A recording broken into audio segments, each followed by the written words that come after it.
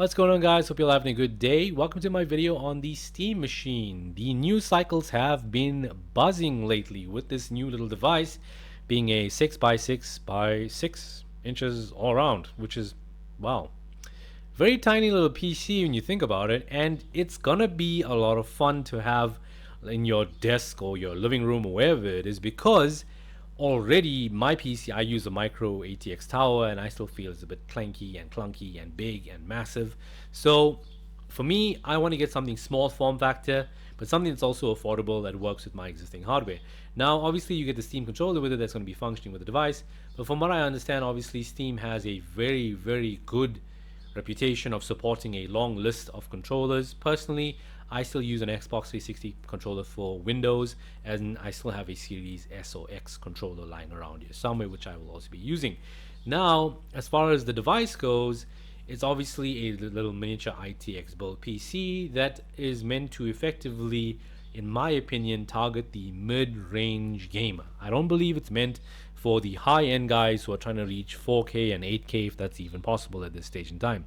As much as it does do 4K with FSR at, I think, 60 FPS is what they're targeting. I could be wrong, maybe 30 FPS.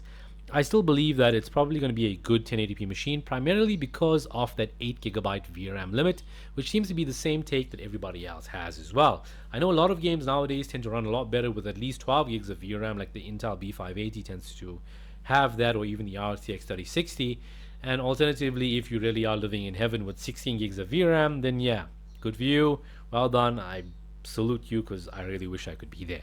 Now, with the machine itself, I could only hope that, given that we now have a fixed hardware for PC, not in a handheld factor, that is, because we do have the Steam Deck already with Steam Deck optimizations, I now believe that developers will have fixed hardware to which they can then tailor their games and optimize it purely for performance, to squeeze as much as they can out of that hardware, so that way we now have a base platform to work with.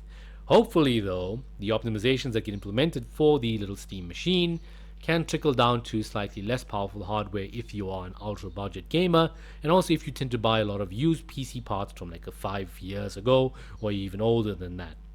Now, when it comes down to hardware in particular, obviously the higher end PC gamers, I don't think they're going to probably even like to even look at this device. Some of them may even have a GPU that single-handedly costs more than the Steam machine itself.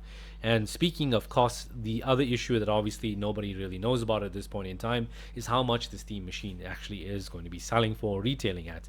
And the other issue that we have as well is, I just hope that this thing doesn't get scalped, and then all of a sudden we are just sitting in a market where we are paying too much for a machine, and people just like, you know what, I'll stick with my big clunky tower, I'll just buy a GPU instead, or a CPU wherever I fall short, and pop that in there for the same price and call it a day. Now, with the Steam machine in particular, I do want to get one, mainly because my hardware is extremely outdated. I am currently on like a 9th gen i5 with an RX 580. That alone will tell you that my PC is primarily meant for 1080p gaming, and for older titles at that, not even the newest and the latest titles, because my Steam library does have quite a bit of a backlog, and I'm still playing through older games at this point in time.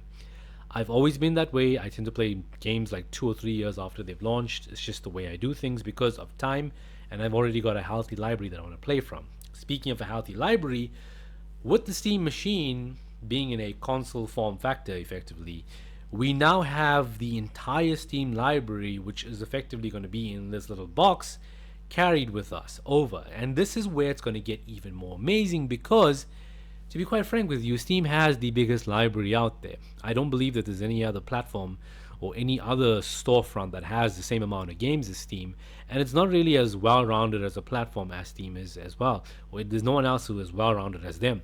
The memes that are posted in the community hubs, the ongoing sales are like 90% off, in some cases even 95% off. You know, whenever you go into Steam, there's always some sale happening. I can't remember a time where you just go there and it's all normally priced. And there's always these huge savings as well that you can to buy. And maybe if you're the type to buy your keys on other sites, I don't know, or get a free key, you can obviously implement them on the Steam box itself or Steam machine. As far as everything goes, though, we do know that you can upgrade the storage and maybe the RAM. We're not really certain on that as yet. I remember watching the Linus Tech Tips video about it, and yeah, that was pretty cool. Steam OS obviously running on the device, which is where a lot of people tend to enjoy the performance. I mean, I've personally only fidgeted with Bazite and I liked it for what it was, although I still come back to Windows for the little few things that don't work on Bazite, and things like, for example, Battlefield 6 doesn't run on Bazite, and there's a few other games that just don't work on Linux at all. I do believe now that we have a actual dedicated machine, though, there's probably going to be some fixes for that. Alternatively, future installments of games will probably run on that. Now, other game libraries. Sony and Microsoft obviously have ported over quite a number of their games. In fact, I think the entire Xbox library is available on Steam. I could be wrong. Obviously, Sony as well. They've been introducing their exclusives sometimes about 2 years afterwards. And it's not really the end of the world as far as it goes. Bit of a delay, but you still get to enjoy it. Obviously, given where we are at with gaming, it is just so expensive. Hardware is just so expensive. Sometimes it's just out of stock and you're waiting. And that's part of the reason why I didn't upgrade as well. I have been saving to say, you know what? I want to buy something really nice that I can buy once off and play everything. And that's not going to be a PlayStation 5 or an Xbox Series X for me, or even a Nintendo Switch too, because the bulk of my library is on PC, and I just don't see myself sticking with one ecosystem. I like Steam because it's got everything effectively in there. I like PC because it basically has everything in there. And I do believe that as far as everything goes, esports titles, single player games, AAA games, indie games, you name it, I believe that everything will be running smooth day one out the box. Although we are going to have to make some sacrifices if you are from the high end tier of gamers.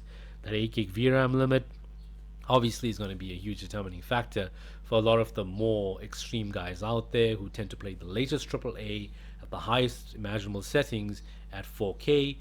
Those guys are probably not going to be playing this or buying this cube. They'd rather put that money towards fixing whatever performance hole they've got, whether it be the CPU, the RAM, motherboard, whatever, even the GPU on their system as it stands.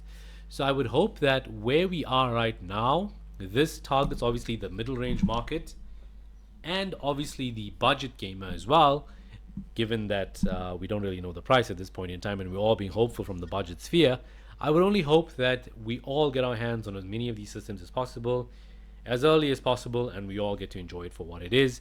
And aside from that, apparently there's a rumor going around that Half-Life 3 might be coming along with the Steam machine, although it is a rumor, and unfortunately 3 has been rumored for I don't know how long at this stage in time. But it would be amazing if Steam makes Half-Life 3 together and launch it together with the Steam machine.